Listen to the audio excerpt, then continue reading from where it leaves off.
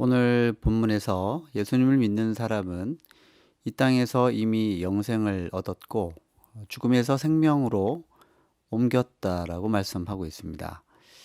자, 마지막 부분에 나오는 그 옮겼느니라라고 하는 이 말씀의 원어는 고대의 그 연사들이 그 다른 주제로 넘어갈 때 주로 사용했던 용어였습니다.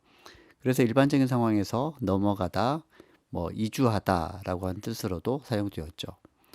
옮겼느니라라고 하는 이 시제를 보면 완료 시제인데요. 이것은 이 시제가 중요한 것은 사망에서 벗어나 생명으로 완전히 바뀌었다. 이미 이제 바뀌었다라고 하는 것을 강조하기 위한 시제이죠.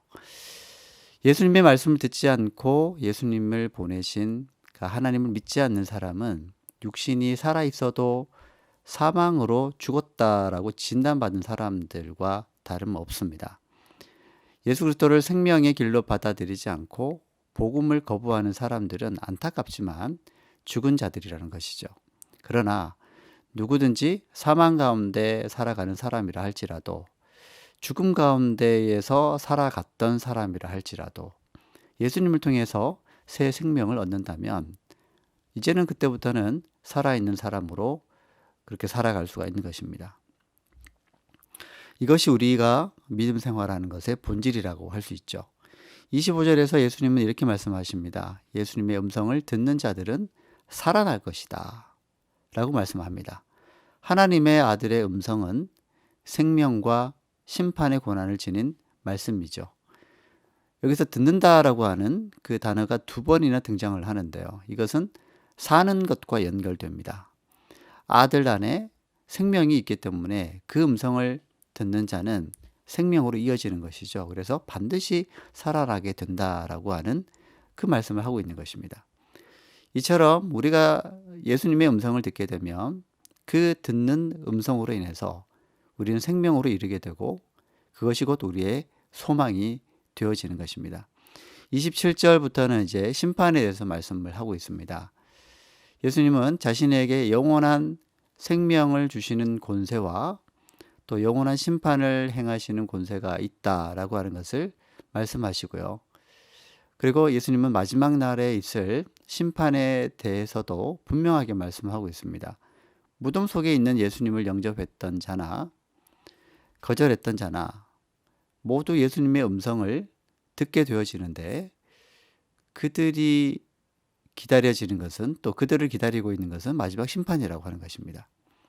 그때에 예수님을 구세주로 믿고 순종한 사람들, 성도들은 그 생명의 부활로 나오게 되겠지만 예수님을 거절한 사람들은 심판의 부활로 나오게 된다라고 하는 것을 예수님 오늘 이 말씀에서 분명히 하고 계십니다.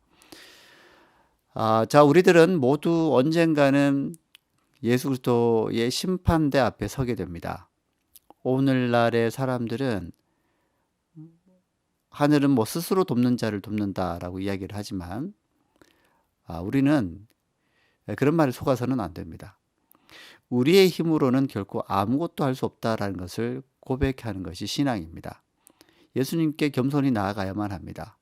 예수님이 나의 힘이신 구세주, 나를 구속해 주실, 나를 구원해 주실 유일한 분이다라고 하는 것을 고백해야 된다는 것이죠.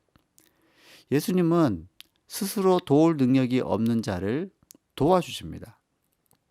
그것이 우리에게는 복음이라고 일컫는 것이고요. 이것이 바로 예수 그리스도의 십자가의 능력입니다. 우리는 부활신앙을 가진 성도와 또 하늘의 시민권자로서 이 땅을 살아가게 됩니다.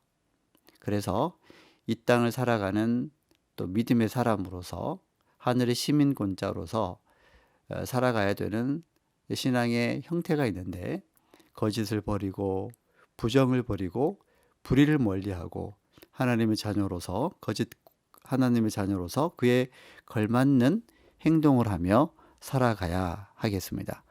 오늘 이 하루도 오직 예수님만이 나의 생명이고 나의 소망임을 고백하면서 나의 힘이신 여호와를 의지하고 또 예수님과 깊이 교제하는 삶을 살아갈 수 있는 저 여러분들이 다 되실 수 있기를 주님의 이름으로 축복합니다.